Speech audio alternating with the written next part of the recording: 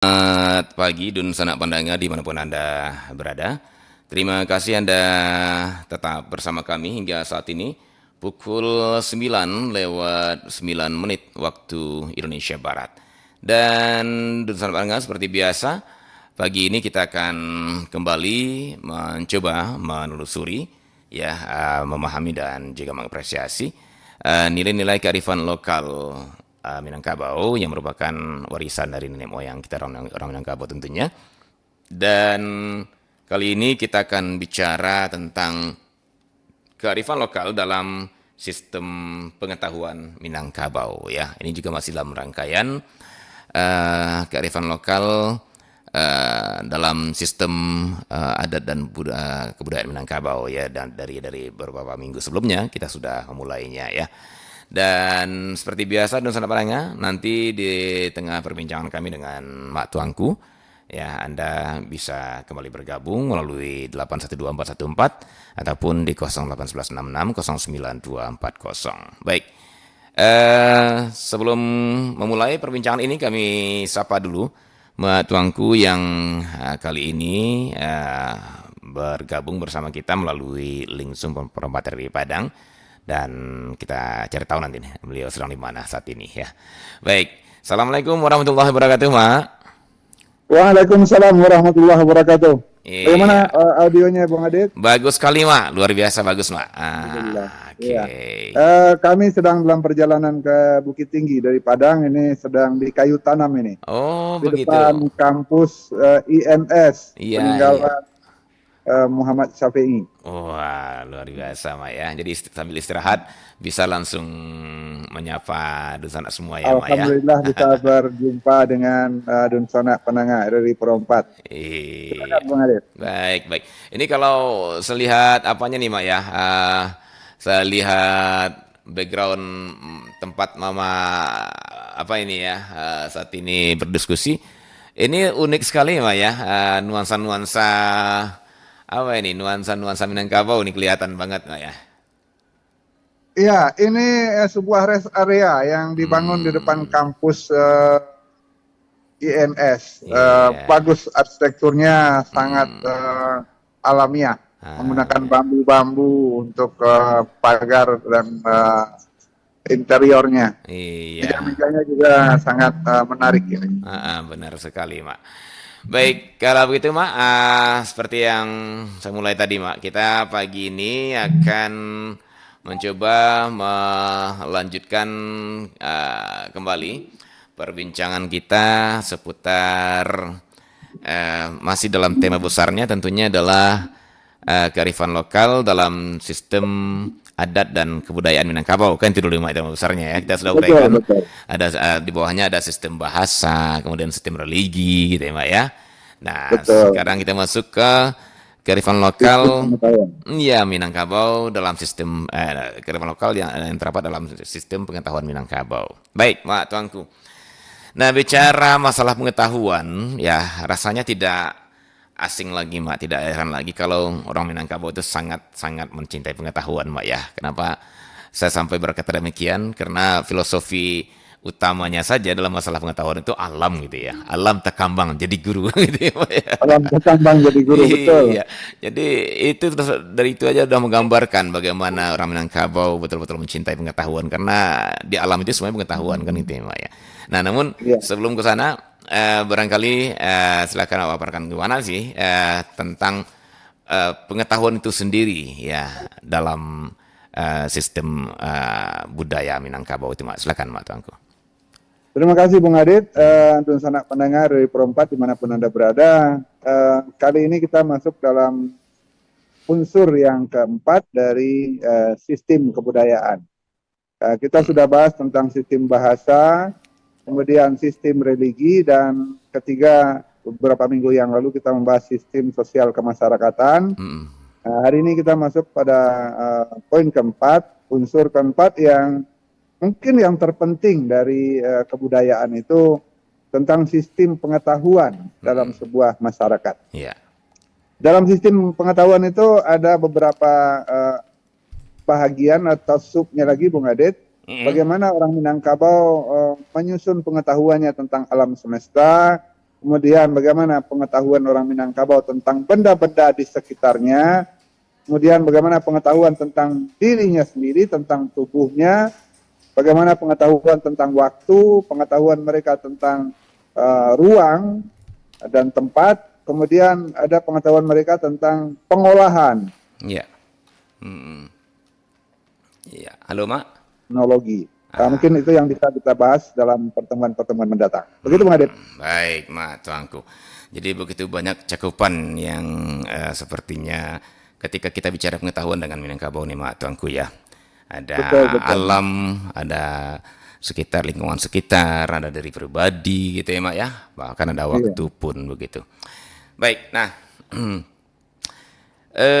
sesungguhnya Mak, kalau kita bicara pengetahuan gitu ya Mak ya, eh, apa ya, saya mau bilang begini, bahwa kan di waktu itu orang Minang ini belum belum ada ini ya Mak ya, belum ada pendidikan-pendidikan formal gitu ya Mak ya. Terus Betul, betul. Iya.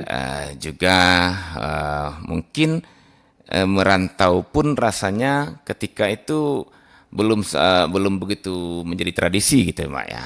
Ketika di awal-awal itu Mak. Ya, masih bagian kecil yang pergi gitu. Sebagian kecil. Tapi mereka sudah begitu mencintai pengetahuan gitu ya. Beliau itu sudah mencintai pengetahuan gitu ya dengan filosofinya dalam terkemah jadi guru. Kira-kira apa sih yang membuat orang Minangkabau sampai sedemikiannya Mak Tengku? Iya, kita sudah bahas kemarin sistem kekerabatan. Laki-laki itu dalam sistem kekerabatan Minangkabau itu lebih banyak di luar rumah. Ya, ya, ya. Artinya mereka sejak usia balik sekurangnya sudah diharuskan keluar dari rumah gadang.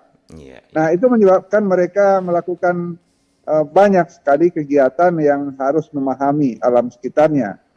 Bayangkan anak yang umur 7 tahun harus keluar rumah. Tentu dia menghadapi dunia baru yang harus dia ketahui. Kalau dia, tentu dia gamang. Nah, oke. situasi ini barangkali yang menyebabkan orang Minang itu cepat sekali menyerap pengetahuan dari luar. Baik pengetahuan yang dibawa oleh orang lain atau pengetahuan yang memang diajarkan oleh para guru di surau, para tuanku di surau atau para mama mereka yang mengajarkan ketika mereka berada di luar rumah. Begitu Bung Adit. Begitu ya Mak Tuanku ya. Jadi jatuhnya karena memang posisi dari seorang laki-laki terutama gitu ya, tentu perempuan nanti juga ada space-nya yang lain gitu ya Mak ya, yang memang diproyeksikan untuk menjadi pemimpin lah katakan demikian di Minangkabau ya Mak ya. Jadi mereka memang harus punya bekal-bekal pengetahuan untuk memimpin tersebut ya. Karena ini kan jadi omak ya Mak ya. Bagaimanapun Betul. ya seorang ada istilahnya gaya sentrifugal. Sentrifugal itu daya pelanting, daya melemparkan anak-anak Minangkabau keluar dari zona nyaman. Kalau rumah gadang itu kan zona nyaman ketika dia masih anak-anak. Tapi pada usia paling lambat 7 tahun dia sudah diharuskan keluar rumah. Dan itu yang dihadapi dalam pendidikan Indonesia, anak-anak usia dini itu diajar ke luar dari rumah. Nah, keluar dari rumah itulah yang menyebabkan mereka dituntut harus punya banyak pengetahuan tentang alam sekitarnya, tentang masyarakat, tentang dirinya sendiri tentu saja. Begitu Bung Adit. Iya, oke. Jadi itulah kenapa akhirnya orang Minangkabau begitu mencintai pengetahuan itu Mak Tuanku ya. Oke, baik. Nah, sekarang kita coba Mak masuk ke poin pertama ya Mak ya dalam topik sistem pengetahuan Minangkabau ini, kearifan lokal dalam sistem pengetahuan Minangkabau ini, yaitu tentang pengetahuan alam semesta atau dalam istilah kerennya kosmologi gitu ya Mak ya. Betul. Oke. Nah, ini bagaimana pula nih Pak tentang kosmologi ini ya, kalau kita lihat Mak ya, berkali-kali saya ingin mengatakan bahwa seberapa jauhnya jangkauan beliau itu dulu gitu ya Mak ya, bahkan sampai alam semesta sudah mereka ya apa istilahnya sudah mereka jadikan sebuah bahan perbincangan, bahan pertengkaran pemikiran. Itulah istilah kalau sekarang ya Maya, Ya, sebuah iya. bahan diskusi gitu ya alam semesta. Nah, itu bagaimana tentang pengetahuan alam semesta dari Minangkabau masa lalu, Mak? Baik, Bung Adit. Ada yang berbeda secara tegas pengetahuan tentang alam semesta orang Minangkabau dengan di luar Minangkabau. Mm-mm. Kita bandingkan misalnya begini, Bung Adit. Mm-mm. Eh, Masyarakat kebudayaan di luar Minangkabau, alam semesta mereka itu lebih banyak berisi cerita atau legenda atau mitos yang abstrak Mm. tentang penciptaan alam, tentang dewa-dewa, tentang makhluk gaib. Itu lebih banyak di kebudayaan lain. Beda dengan di Minangkabau, alam semesta itu lebih konkret. Alam itu adalah guru tempat belajar. Artinya apa? Bukan sesuatu yang datang dari alam gaib. Nah, ini barangkali kalau dalam bahasa filsafatnya Minangkabau itu lebih materialisme dalam pemikirannya. Mm. Jadi, pemahaman tentang adanya alam ini lebih kepada materi yang terlihat. Tidak terlalu dikaitkan tentang penciptaan alam, tentang kelahiran dewa-dewa atau makhluk gaib yang menghadirkan alam. Sehingga ini sangat relevan dengan ajaran Islam bahwa alam inilah yang akan dipelajari, jangan dipelajari yang menciptakan alam. Maka hampir tidak ada atau nyaris tidak ada cerita tentang legenda penciptaan alam di Minangkabau. Semuanya merujuk saja kepada ajaran Islam bahwa Tuhanlah yang menciptakan alam ini dalam 6 waktu, kira-kira begitu. Dan itu tidak dibahas dalam kosmologi Minangkabau. Kosmologi Minangkabau lebih membahas bagaimana hidup berdampingan dengan alam. Bagaimana membuat aturan agar alam itu ada yang dipakai, ada yang tidak dipakai. Maka lahirlah kosmologi tentang hutan larangan, rimbo larangan, atau batangaya larangan, panda larangan. Nah, artinya apa? Masyarakat Minangkabau itu langsung menerapkan pemahamannya tentang alam itu ada yang boleh diolah, ada yang harus dijaga, tidak terganggu. Sampai saat ini di Minangkabau masih ada kosmologi wilayah yang tidak boleh diganggu. Itulah yang dikatakan hulayat atau hutan ulayat atau hutan larangan atau rimbo larangan. Iya, iya. Sehingga ada konservasi terhadap alam. Itu kosmologi utama Minangkabau. Sehingga ada gunung, ada rimba, ada hutan, ada sungai yang dibiarkan lestari sebagaimana adanya. Tidak semuanya boleh diolah. Hanya lokasi atau wilayah-wilayah tertentulah yang boleh dipakai untuk kehidupan manusia. Nah, di sanalah ditata kosmologi tentang pemanfaatan alam atau istilahnya land use guiding. Ya. Bagaimana penggunaan alam yang ada ini. Ketika yang datar dijadikan sawah, nan lereng dijadikan para, nan baliku dijadikan batangaya, nan data ditanami bambu, nan lereng tanami tabu, nan bancah untuk para nangitia. Itu adalah kosmologi pembagian wilayah mana yang akan dipakai, mana yang akan dijadikan konservasi. Nah, kosmologi ini hampir merata di Minangkabau. Tidak boleh semuanya digarap, tidak boleh semuanya dieksplorasi. Ada wilayah-wilayah yang harus dijaga kelestariannya. Nagari-nagari tertentu masih bertahan hutan ulayatnya, masih bertahan rimbo larangannya, masih bertahan banda larangannya. Dan itu menjadi konservasi yang menyebabkan alam Minangkabau cukup bertahan lama, tidak terlalu rusak lah, ya kira-kira begitu. Kosmologi tentang pemanfaatan alam ini tidak diikatkan kepada roh-roh. Misalnya begini, kalau kebudayaan lain membuat hutan larangan itu diikatkan dengan dewa tertentu atau roh tertentu. Orang Minang tidak, yaitu hutan larangan untuk kemaslahatan nagari ini. Ada contoh nagari tertentu di Minangkabau itu, hutan larangannya masih bertahan untuk jenis tumbuhan tertentu. Ini dikatakan dalam ilmu kehutanan itu plasma nutfah. Minangkabau masih punya plasma nutfah yang cukup lengkap. Nah, inilah contoh kosmologi Minangkabau yang lebih materialisme kalau istilah orang filsafat, tidak terlalu menyandarkan kepada alam gaib untuk menjaga alam. Itu yang pertama, Bung Adit. Iya, iya, iya, iya.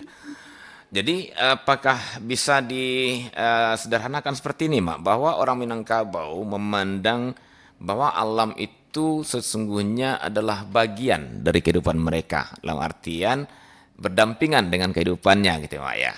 Nah, dan bukan sebuah perwujudan atau bukan sebuah tempat para, ya katakanlah, keyakinan-keyakinan yang gaib itu menyata di bumi ini, bukan begitu, Mak, ya, kira?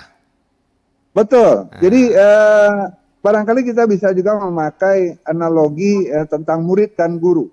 Ya, ya. Murid dan guru itu ada bagian besar milik guru yang boleh dipakai oleh murid, ilmunya.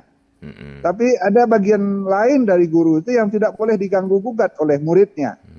Nah, itulah alam bagi orang Minangkabau sebagai guru yang hidup berdampingan, yang memberi kehidupan bagi si muridnya, masyarakat Minangkabau ini, agar hidupnya bertahan lebih lama. Sehingga kalau dibandingkan dengan masyarakat tertentu, hutan itu milik roh tertentu, dia bisa mengeksplorasinya kalau dia sudah memberi persembahan kepada roh itu. Kita melihat banyak negeri yang sudah gundul, yang sudah tandus di beberapa pulau di Nusantara ini saja. Kenapa? Ketika mereka menganggap sudah memberikan persembahan kepada roh itu, maka mereka boleh mengeksplorasi habis-habisan hutan rimba larangan mereka. Nah, ini berbeda dengan Minangkabau, sehingga gurunya tidak habis dieksplorasi. Itu barangkali, Bung Adit, karena dia harus hidup berdampingan. Ya, begitu ya. Jadi hidup berdampingan intinya begitu ya, Mak, ya, bahwa Minangkabau memandang alam itu sebagai sebuah satu bagian yang merupakan sesuatu yang hidup berdampingan dengan dirinya gitu ya, Mak, ya. Artinya Betul, betul.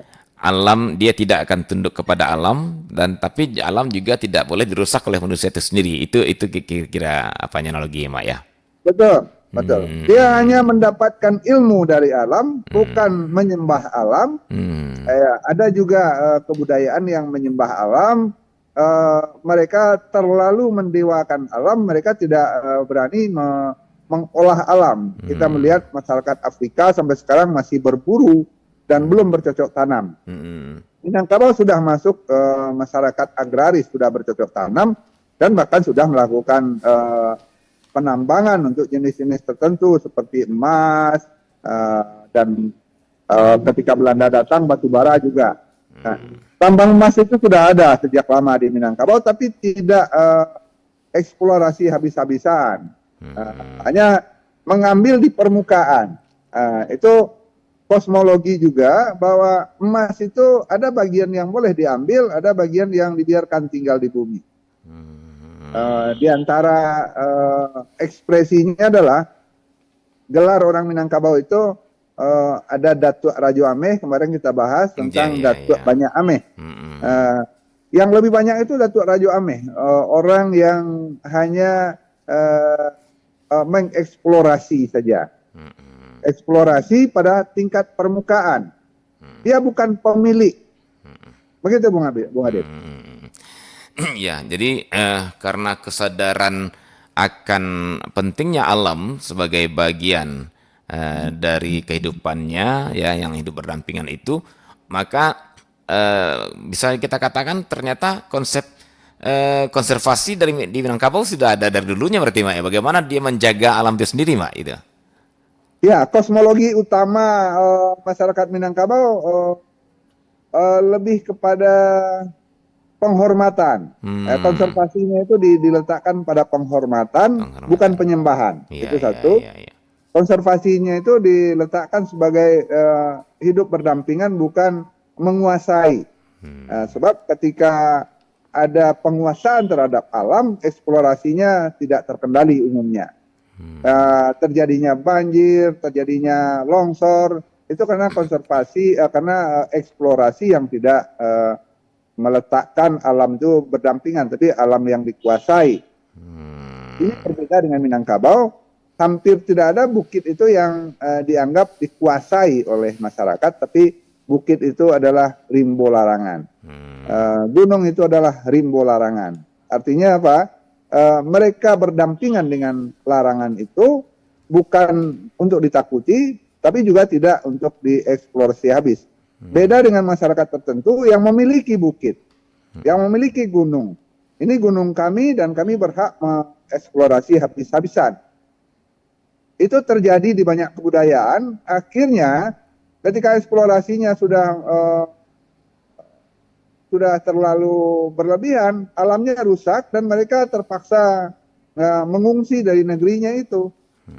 Jadi ada dua posisi yang ekstrim dalam pemahaman atau kosmologi alam kebudayaan di dunia itu. Ada yang terlalu menghormati, akhirnya menyembah, dan mereka tidak bisa melakukan teknologi pertanian, peternakan. Mereka hanya berburu seperti di Afrika sampai saat ini. Mereka tidak berkembang. Ada yang terlalu mengeksplorasi, akhirnya sumber daya alamnya habis sama sekali, seperti yang terjadi di Amerika Latin, dan mereka tidak lagi punya cadangan alamnya. Nah, Minangkabau di tengah-tengahnya. Ya, tidak eksplorasi habis-habisan, tapi juga tidak menyembah terlalu sakral, sehingga alam itu bisa dipakai sebanyak yang diperlukan saja. Nah, ini barangkali yang sering kita sebutkan, orang Minang itu orang yang hidupnya di tengah-tengah, tidak terlalu ke kiri, tidak terlalu ke kanan. Begitu Bung Adit, kosmologi Minangkabau. Menarik sekali, Mak. Ketika sudah bicara tentang kosmologi Minangkabau ini ya. Nah, Mak, kalau saya simak dari awal tadi, Mak, paparan Mamak tadi, saya melihat bahwa itu lebih kepada tanda kutip materialisme, bahwa orang Minangkabau itu memandang alam sebagai materialisme gitu ya, Mak ya. Ya, betul. Mungkin kita harus dudukkan bukan materialisme dalam artian ini, maaf, materialistis gitu, bukan gitu ya Pak. Oh, bukan materialistis. Materialistis berarti dia ingin kebendaan, kaya raya. iya kaya raya kan gitu ya Pak ya. Tapi ini lebih berorientasi kepada material-material yang ada di alam, itulah istilahnya Pak ya. Nah, dan saya perhatikan juga dari Ureno tadi bahwa orang Minang itu memandang material itu sebagai sesuatu potensi yang ada di alam itu dalam mendukung kehidupannya, sehingga mereka harus mengeksplorasi seperlunya, kemudian mereka menjaga keberlangsungannya karena menyadari sekali bahwa alam itu sesungguhnya adalah sumber penghidupan bagi manusia. Itu barangkali Mak ya. Ada kata pusakonya Bang Adit. Katiko ado jangan dimakan, lah ado baru dimakan. Nah, itu tentang konservasi. Jadi hutan itu ketika ada tidak boleh diganggu. Ketika masih punya yang akan dimakan, yang akan dimanfaatkan, hutan tidak boleh diganggu. Ketika sudah kehabisan sumber, barulah itu dimakan. Ketika dijelaskan kepada orang, ketika ado jangan dimakan, ketika tidak ado baru dimakan. Orang bingung ini. Masa ketika ada tidak boleh dimakan, tapi ketika sudah tidak ada baru dimakan. Itu maksudnya konservasi.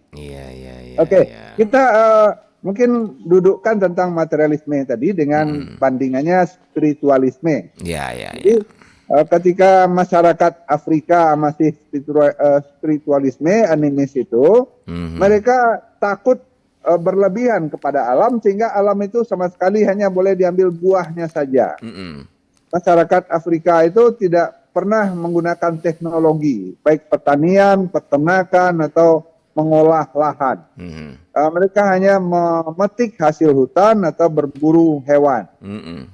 Sehingga akibatnya mereka juga suatu saat kehabisan sumber daya alam karena tidak ada pengembangan hasil hutan atau pengembangan hewan. Nah, pada yang pihak yang berbeda ada masyarakat kapitalisme yang mengeksplorasi habis-habisan bahwa alam itu adalah modal yang harus dikembangkan habis-habisan. Sehingga dibukalah banyak lahan, hutan dirubah menjadi pertanian, semuanya tidak ada lagi konservasi. Nah, Minangkabau di tengah-tengah itu antara spiritualisme dengan kapitalisme, di tengah-tengah materialisme. Materi itu ya kita pakai berapa yang kita perlukan, yang belum yang masih ada dicadangkan. Ketika wado jangan dimakan, kalaulah habis baru dimakan. Yes, Itu yes, yes. konsep konservasinya Iya. dalam kosmologi Minangkabau. Begitu Bang Adit. Menarik sekali, Mak. Nah, jadi kalau kita lihat, Mak ya, dari konsep materialisme tadi, bahwa memang Minangkabau ternyata sangat menyadari bahwa alam itu mempunyai potensi yang berupa isinya, materialnya, yang akan menjadi penunjang kehidupannya, sehingga dia menggunakan seperlunya dan dia juga tidak menganggap bahwa alam itulah segala-galanya, artian penyembahan juga tidak, tapi hanya dalam pengolahan gitu ya, Mak ya. Nah, Mak, kalau itu Mak, berarti seperti yang saya katakan tadi, poinnya bahwa pertama orang Minangkabau memandang alam sebagai sebuah potensi untuk hidup berdampingan dengan dirinya. Nah, kalau itu mungkin sampai saat ini apakah bisa kita katakan, karena buktinya apa? Hingga saat ini ketika orang ke Sumatera Barat itu mungkin hutan ya, hutan yang masih ada itu masih cukup luas gitu ya. Katakanlah mungkin di ya daerah Padang aja lah, pokoknya dan pesisir yang sudah termasuk kota ya, ketika kita masuk ke setinjau laut saja itu sudah kelihatan bagaimana hijaunya gitu ya, bangunan hutannya ya, terus ke Solok Selatan, terus ke Solok, terus ke Sejunjung, apalagi Pasaman dan segala macam. Itu mungkin bisa kita jadikan sebuah bukti bahwa ternyata memang begitulah konsep nenek moyang orang Minangkabau memandang alam gitu ya, Mak ya. Nah, itu dari segi materinya. Nah, sekarang yang menariknya, Mak, adalah ketika orang Minangkabau kok sampai juga mengambil ajaran-ajarannya, kemudian juga mengambil filosofi sudut kehidupannya dalam kehidupan sosial dari apa yang ada di alam. Nah, gitu Mak. Seperti kalau paku kacang melimbiang itu umpamanya ya. Iya, Nah, kemudian itik pulang sanjo segala macam ya, Mak ya. Jadi, iya. menarik Mak. Kalau tadi itu oke lah karena mereka hanya bicara eksplorasi atau awalnya mereka memandang dari sisi sumber daya yang ada, sehingga keluarlah konsep eksplorasi yang seperlunya dan konsep konservasi. Nah, tapi ternyata setelah itu ada lagi nih fungsi alam bagi Raminang, yaitu sebagai guru, betul-betul guru nih, guru untuk pencerdasan sosial mereka. Ini gimana pula nih ceritanya sampai begitu, Mas? Ya. Ya, ini berkaitan dengan yang pertama, ketika konservasi itu berjalan baik, sehingga sumber alam itu tetap ada sampai saat ini. Saya kemarin dapat kiriman dari mahasiswa buah kabau. Itu buah yang rasanya mirip jengkol dan petai, bentuknya seperti kacang polong. Baunya juga seperti itu. Ternyata pada abad 21 ini masih ada masyarakat yang memanen buah kabau itu untuk gulainya. Nah, di sini sebenarnya ada kearifan untuk mempelajari alam untuk jadi kiasan-kiasan, majas. Bagaimana hidupnya buah kabau, bagaimana hidupnya paku, bagaimana hidupnya pohon enau, dan itu dimajaskan menjadi perilaku yang ideal untuk hidup keseharian orang Minangkabau. Seperti yang dipaparkan oleh Nyek Datuk Parpati di video dan audionya. Bagaimana hidup paku itu bisa bertahan dalam segala situasi. Dia bisa hidup di tempat yang kering, bisa di tempat yang basah, bahkan di puncak atap pun dia bisa hidup. Itu tentang bagaimana cara hidup yang penuh perjuangan dan daya tahan. Nah, Belajar ke alam inilah yang menjadi salah satu kekayaan kosmologi Minangkabau, ketika alam itu diterjemahkan dalam kehidupan sehari-harinya. Nah, bagaimana setiap perilaku alam itu menjadi rujukan. Perilaku alam lingkungannya itu menjadi rujukan untuk kehidupannya. Wah, ini bagus ini untuk daya tahan, maka dia meniru paku. Oh, ini bagus ini untuk kepemimpinan. Kalau paku itu bagaimana dia merangkul bagian yang lemah. Kalau kita lihat pohon paku itu pucuknya itu melingkar, menutupi bahagian yang paling lemah yang belum berkembang. Nah, itu yang dikatakan kaluak paku. Pucuknya itu melingkari pucuk yang lebih muda, sehingga ketika dia berkembang, dia ada yang melindungi. Ketika dia sudah kuat, baru dia melebar. Nah, ini contoh bagaimana orang Minang memahami cara hidup dengan mengambil pelajaran dari alam. Barangkali inilah yang dikatakan bahwa orang Minang itu, materi itu jadi bahan pelajaran. Alam itu jadi bahan pelajaran. Alam terkembang jadi guru, bukan sesuatu yang yang diajarkan berulang-ulang, tapi karena memang dipelajari berulang-ulang. Kalau diajarkan itu kan masuk dalam kepala dari pikiran orang lain. Tapi kalau belajar, dia sendiri yang mencari. Dia yang menggali apa yang ada di alam di sekitarnya. Sebagian besar petuah dan kata pusako itu didapatkan dari memahami situasi alam. Barangkali ini ada pengaruh dari ajaran Islam bahwa mempelajari alam itu juga perintah dari Tuhan. Ya. Pada penciptaan langit, pada pergantian siang dan malam, di sekitarmu adalah tanda-tanda, ayat-ayat, pelajaran dari Tuhan. Nah, juga para ulama mengatakan bahwa ayat Tuhan itu ada dua. Ada ayat yang tertulis di kitab Al-Quran, ada ayat yang tersebar di alam. Nah, ini yang kemudian bagi orang Minang dijabarkan dengan urutan-urutan ilmu pengetahuan Nantasera, Nantasure, Nantasire, Nantasurua, yang kemudian diikatkan kepada jenis-jenis tambo. Tambo adalah salah satu media pewarisan sebenarnya. Ya, baik. Begitu, Bung Ade. Baik. Nah, Mak, menariknya begini, Mak. Kalau tadi dari awal kita bicara tentang bagaimana peran alam dari segi material gitu ya, Mak ya. Itu oke, itu hanya terjadi hubungan, katakanlah hubungan simbiosis mutualisme kan gitu ya, Mak ya. Betul, saling menguntungkan. Saling menguntungkan, setara. Nah, ketika yang di fase kedua ini, Mak, ketika orang Minang sudah mulai melihat nilai-nilai kehidupan dari tamsil-tamsil atau kiasan-kiasan alam ya, yang diberikan oleh alam gitu ya, Mak ya, seperti kalau paku tadi, kemudian juga seperti rabuang dan apanya dan betungnya segala macam gitu ya, Mak. Itu dijadikan pelajaran.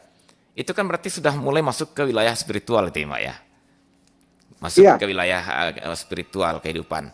Tapi sebanyak apapun orang Minang mendapatkan pemahaman spiritual dari alam, seperti yang Mak bilang sebelumnya, orang Minang tidak pernah menyembah alam. Nah, ini kan menarik, Mak. Artinya seharusnya kan mereka sudah menyembah itu, Mak. Begitu banyak mereka diajar oleh alam gitu ya. Spiritual mereka dibentuk oleh alam. Tapi kalau sebagian orang mungkin, wah ini alam ini baik sekali, ini segala macam, disembah-sembah. Tapi orang Minang tidak menyembah. Nah, ini di mana ini garis pemisahnya kira-kira, Mak, gitu lah. Ya, kecerdasan nenek moyang orang Minangkabau itu di antara spiritualisme dengan materialisme itu ada batas-batasnya. Jadi penghormatan kepada sebuah pohon seperti yang digambarkan tentang kepemimpinan, penghulu itu bak kayu gadang di tengah padang, pucuknya menyembah awan biru, dahannya sampai bagantuang, batang sampai basanda, urit sampai baselo. Di sana kan ada penghormatan bahwa pohon besar itu memberi manfaat yang sangat banyak. tapi tidak untuk disembah. Nah, ini kan di sini, Tidak Pak. ada orang Minang menyembah pohon beringin. Iya, iya, iya. Nah, mereka menghormati pohon itu, ya kalau batangnya besar tempat bersandar. Kalau akarnya luas tempat duduk, bersila. Dahannya kokoh untuk bergantung, daunnya rimbun untuk berlindung. Hanya untuk kebutuhan-kebutuhan hidup, tidak untuk penyerahan diri. Nah, ini yang berbeda dengan beberapa kebudayaan yang memperlakukan alam itu sebagai spiritual yang lebih tinggi yang Ya. harus disembah. Ya, Tidak, tapi itu hanya yang untuk dimanfaatkan. Nah, itu yang ingin saya tanyakan, Mak. Kenapa? Biasanya kan apalagi maaf Mak ya, di zaman ya katakanlah di saat mungkin boleh dibilang itu pra primitif barangkali Mak ya, arti setelah kehidupan menetap ya, dari berburu menetap sehingga timbullah pengetahuan-pengetahuan seperti itu, dan di saat itu kan tingkat pemahaman manusia kan masih apa ya, masih katakanlah di awal-awal sederhana. Dan dalam kesederhanaan itu kan seyogyanya orang-orang yang merasa diberikan sesuatu oleh sesuatu yang lain, bisa itu kan langsung mendewakan, Mak. Langsung menganggap, wah ini luar biasa ini ya, spiritual saya diberinya begini-begini, kehidupan saya diberi ini. Wah ini harus di logikanya dalam kehidupan sederhana pasti menyembah dia, Mak. Tapi justru ada pemisah di sana. Nah ini yang ingin kita cari, Mak. Bagaimana, di mana nih pemisahnya gitu. Ya, mungkin kita bisa buat semacam kesimpulan sementara atau hipotesis begini. Iya. Orang Minang itu kecerdasannya melebihi rata-rata. Begini, Narsis, kalau walaupun sedikit narsis, Mbak ya. kalau masyarakat yang kecerdasannya di bawah rata-rata, ketika dia kagum dengan sesuatu, pada ujungnya dia menyembah. Orang Minang tidak. Oke. Menyembah itu pantangan bagi orang Minang. Oke. Jadi walaupun ada kata pasambahan, tapi menyembah itu batasannya ada. Pemimpin pun tidak boleh terlalu tinggi, tingginya hanya seranting. Iya. Tidak boleh terlalu jauh di depan, dahulunya hanya boleh selangkah. Iya, iya. Artinya apa? Alam itu boleh dihormati tapi tidak sampai disembah. Orang Minang tidak boleh membungkuk kepada orang lain. Bahkan banyak cerita tentang tokoh-tokoh Minangkabau yang dihukum oleh Belanda karena tidak mau membungkuk. Persalaman itu menatap wajah, menatap keningnya. Ketika Agus Salim itu bertemu dengan Pangeran Philip di istana Inggris Buckingham, pangeran itu tinggi. Ketika salaman, Agus Salim ini tidak menekur, dia malah menengadah melihat wajah pangeran itu. Nah, bagi orang Eropa ini masyarakat timur yang beda dengan masyarakat yang lain. Masyarakat timur yang lainnya biasanya menghadapi bule itu menunduk, bahkan menekur. Bagi orang Minang tidak. Nah, begitu juga terhadap alam. Dia menghormati alam itu tapi tidak untuk disembah. Ini barangkali salah satu hipotesisnya adalah kecerdasan rata-rata atau mungkin bahasa Minangnya mantagi ya. Rasa percaya diri orang Minang itu cukup tinggi untuk tidak tunduk kepada materi. Baik. Begitu, Bang Ade. Itu ternyata benang merah ya, Mak ya. Mudah-mudahan ini bisa kita kembangkan lebih jauh nanti di lain Ya, waktu. ini bukan chauvinis ya, bukan rasa bangga terhadap sebuah suku bangsa, tapi Iya. memang pada dasarnya orang Minang itu punya pemikiran bolehlah Anda tinggi sedikit, tapi tidak boleh terlalu tinggi. Iya. Nah, kalau Anda terlalu tinggi, nanti saya akan melangkahi itu. Iya. Ada petuahnya begini. Ah. Di langit Tuan Malinteh, kami di balik itu pulau. Iya. Jadi ketika ada orang yang meninggi, menyombong, maka dia akan mengatakan saya di balik itu. Maka gelar di Minangkabau itu ada yang lucu, Bung Adit. Ketika gelar orang itu berhadapan, mereka saling bertanding. Oh, Anda Sultan Rajo Perak, saya Sultan Rajo Ameh. Oh, masih kecil Sultan Rajo Ameh, saya Sultan Rajo Nagari. Saya Sultan Rajo Alam, dia lebih tinggi. Oh tidak, saya lebih tinggi, saya Sultan Rajo di Langit.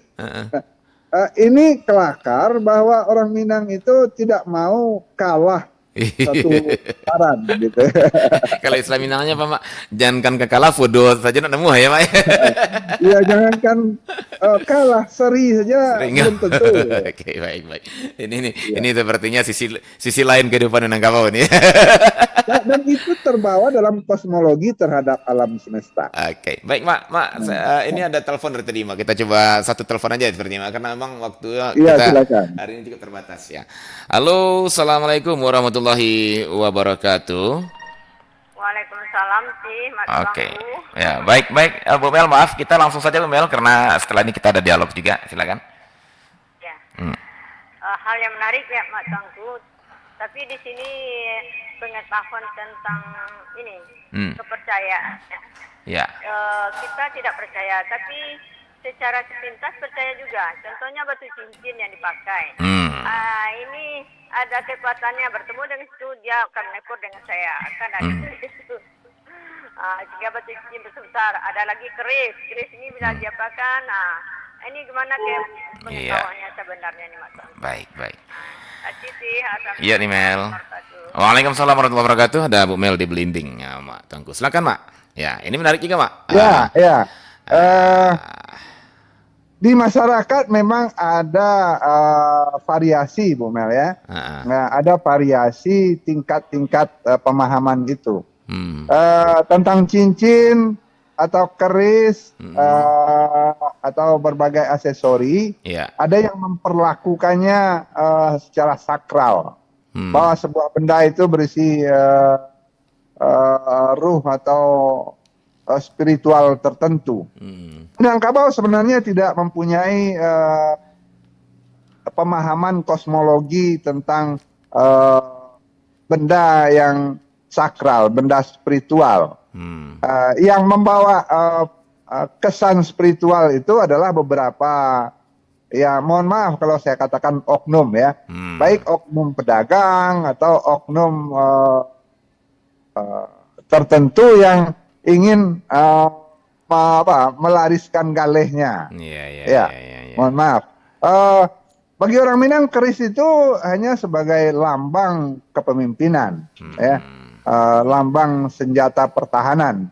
Tidak pernah ada budaya di Minangkabau memandikan keris misalnya. Tidak ada itu.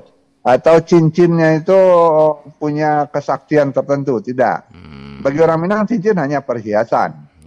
Walaupun ada perhiasan itu yang sangat mahal, tapi tidak untuk dianggap punya ruh spiritual yang kuat. Ada satu dua oknum yang memperlakukan itu. Ya kita kembali kepada cerita awal tadi. Jangan-jangan secara hipotetis beliau ini punya kecerdasan yang belum setingkat orang Minang. Orang Minang tidak pernah menghargai batu terlalu tinggi atau keris terlalu tinggi, apalagi memandikan dan menyembahnya. Begitu Bung Adit? Iya, dan mungkin ini saya anekdot aja Mak. Seandainya memang orang Minang terbiasa dengan mendewakan batu, mungkin batu batikam lebih dulu deh Mak didewakan karena kalau saja orang Minang itu mendewa-dewakan, menganggap sebuah batu itu punya ruh, batu batikam itu sudah disembah. Tapi sampai sekarang tidak. Tidak, hanya dipajang aja ya Mak ya, sebagai sebuah bukti sejarah. Dipajang sebagai bukti tambo. Baik Mak. Baik, menarik sekali Mak perbincangan kita pagi ini, dan makin terungkap ya seperti apa orang Minang memposisikan dirinya dengan alam, ya dengan keyakinannya dan dengan pengeksplorasian alam gitu ya Mak ya.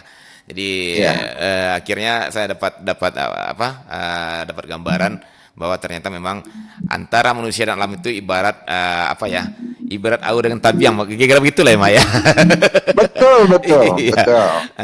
Sanda menyanda keduanya. Jadi tidak ada yang kuat, tidak ada yang lemah gitu ya Mak ya, tergantung. Tidak ada yang lebih dominan. Tidak ada yang lebih dominan. Kalau salah satu dominan, dua-duanya akan rusak, akan hancur gitu ya. Baik. Baik Mak Tangguh, saya ingin berlama sebenarnya ya, namun ya seperti yang kita bilang off air kemarin Mak, sepertinya kita juga harus tuntaskan sampai di sini dulu Mak perbincangan kita. Namun tapi teman-teman terasa udah 9.53, memang udah waktunya kita harus ini. Iya, mungkin kita tutup saja dengan kosmologi ini. Baik Mak. Baik, tapi sebelum berpisah barangkali juga bisa 1-2 kesimpulan Mak, silakan Mak. Baik, dalam sistem pengetahuan Minangkabau ada sistem pengetahuan tentang alam semesta atau kosmologi. Bagi orang Minang, alam itu adalah saudaranya atau gurunya yang harus hidup berdampingan, tidak untuk disembah, tapi untuk dipakai seperlunya, tidak dieksplorasi habis-habisan. Itu barangkali Bang Adit. Baik, Mak Tangguh, sekali lagi terima kasih Mak untuk paparannya, untuk penjelasannya, sehingga membuka mata kita bagaimana sesungguhnya hubungan antara alam dan manusia dalam perspektif Minangkabau ya Mak ya. Sehingga makin jelaslah bahwa ketika bicara eksplorasi, maka orang Minang sebaliknya akan bicara konservasi, kan gitu ya Mak ya. Ketika bicara materi, di dalam itu juga ada spiritualnya, luar biasa. Betul. Baik, Mak, mudah-mudahan di Ramadan tetap bisa eksis kita ya Mak ya. Insya Allah. Ya karena ini sepertinya memang minggu terakhir nih sebelum Ramadan nih Mak ya. Insya Allah kita kalau kita sampaikan selamat memasuki bulan Ramadan kepada seluruh pandangan RI Pro 4 yang beragama Islam. Mudah-mudahan bisa beribadah dengan maksimal. Iya, baik. Saya juga mohon hormatin Mak ya, sekaligus ke Mama. Sama-sama Bu Adit. Iya, dan juga ke dosen pendengar semuanya. Kami dari Kearifan Lokal juga bersama Mak ya, kita juga mohon maaf lahir batin kepada dosen semuanya. Barangkali selama interaksi kita dalam tahun ini, setelah Ramadan kemarin sampai masuk ke Ramadan besok, mungkin ada hal-hal yang kurang berkenan. Ya, kami mohon maaf lahir batin. Semoga ibadah kita semoga dengan maaf ini kita bisa menjalankan ibadah puasa dengan sebaiknya. Gitu ya Mak ya? Iya. Baik Mak, sekali lagi terima kasih Mak dan selamat melanjutkan perjalanan. Semoga selamat juga sampai di Padang kembali Mak. Oke. Baik, Assalamualaikum warahmatullahi wabarakatuh Mak. Waalaikumsalam warahmatullahi wabarakatuh.